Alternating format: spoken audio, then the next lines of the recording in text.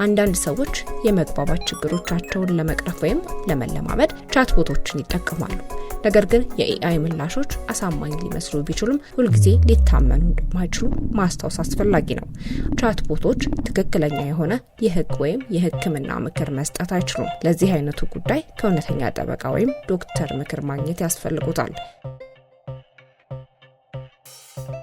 የሚያስገቡት ማንኛውም መረጃ በመረጃ ቋት ውስጥ ይከማቻል።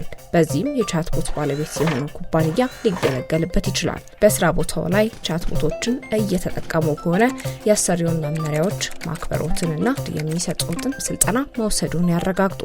ስለራሱ መረጃ ባስገቡ ቁጥር አሳልፈው ለቻትቦት እየሰጡት መሆኑንም ያስታውሱ። ኤአይ የእርስዎን የግል መረጃ ስርዓቶችን ለማሰልጠን ይጠቀምበታል። በአጠቃቀም ውልና ስምምነቶች ላይ በግልጽ ክልክል መሆኑ ካልተገለጸ በስተቀር ኩባንያው መረጃውን ለሶስተኛ ወገን አሳልፎ ሊያጋራ ይችላል።